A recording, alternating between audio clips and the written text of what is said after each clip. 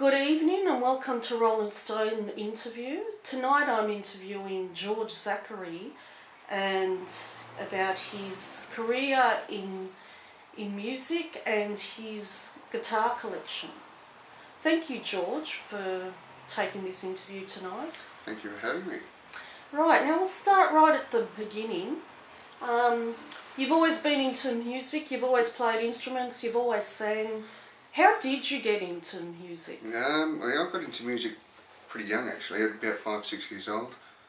An uncle gave me a guitar, first guitar, a Cort acoustic, which probably isn't worth much, but hey, it all progressed from there really.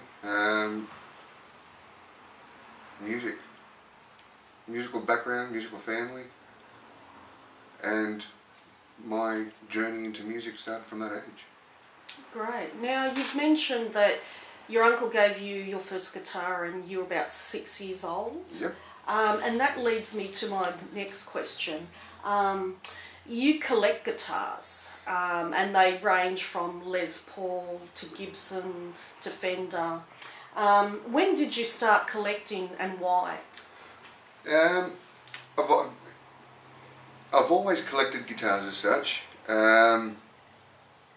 The reason for collection is every guitar's got its own personality. It's got its own mood, its own emotion. So with me and the guitars, it's a very personal relationship with each and every individual guitar. One bringing something different into the relationship. And it's music, it's emotion, you know what I mean? It's very powerful. So the guitars have got their own character, to me anyway, and bring out different moods in music. Yeah, they're also made differently, and the aesthetics of each guitar seem to vary as well. Is it fair to say that certain models of guitar are better suited to playing certain types of genres than other types of models? Yeah. Look, there's no definitive line that says, you know, a Fender can't play 12-bar blues, for example, or a guitar plays what you put into it. Mm-hmm. It's the tone and the singing voice that the guitar gives as to where it suits the genre better. For example, over here we've got the Fender. Mm-hmm. Now you can play 12-bar blues on a Fender. There's nothing stopping you. Yeah. But the tone that it gives out and the way it sings mm-hmm. is different to the Les Paul, for example, which I'll just grab over here. Not plugged in, but you get the general gist. Mm-hmm. A Les Paul's, it's got a heavier bottom end for a voice, and it sings. There's a relationship with a Les Paul and a musician, mm-hmm. and a singer for that matter, where B.B. King, for example, doesn't play Les Paul. He's got the Les Paul on steroids. I think he's got a 52.F cut guitar. Mm-hmm. He sings, and the guitar sings back to him. You know what I mean? It's a relationship between him and the guitar, and it's a bluesy, soul-y kind of feel. Do you know what I mean? Mm-hmm. Obviously, music has progressed with times, and you've got your new genres, which aren't so new anymore, but your hard rock, your heavy metal, and everything in between. Do you know what I mean? So, you know, you've got your Guns N' Roses, you've got who play Les Paul, Slash, but predominantly 12-bar blues.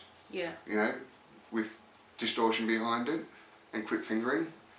12-bar blues is where you get your new wave of British metal, like your Iron Maidens, mm-hmm. Who play Fender. They also do play Gibsons. Yeah. But depending on the style of the music and the feel of the music, certain guitars are better. They've got better tones for that type of music, if that makes sense. Yeah, sure, definitely. Well, on that note, if certain guitars do have better tones for different styles of music, can you illustrate to us, just to give us a demo on one or two of your guitars, just the different qualities that these guitars would make. Yeah, most definitely. We've got the Les Paul over here. 12 bar blues again.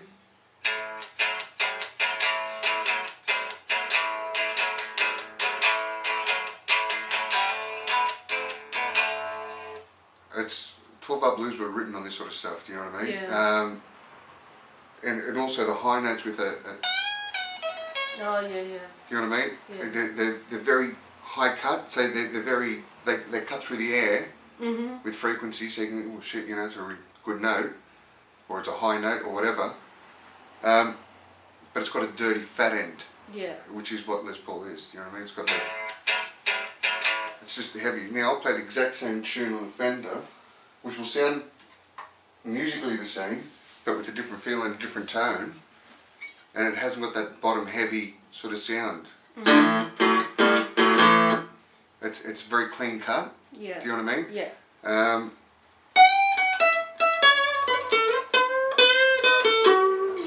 So you can still play your blues and you still get the feel of blues, but the Les Paul was made for singing the blues in its own way, the way blues is supposed to be represented with feel. Yeah. As where this sort of stuff is more your Deep Purple, you know what I mean? Richie Blackmore.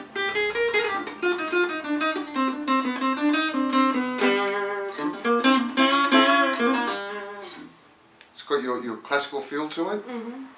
Comes into the blues and your scales and all that sort of stuff, but sings in a different way altogether. Do you know what I mean? Different tone to a Les Paul, to the Gibson. And although it can play the blues, you can play your classical heavy metal on it really, really well.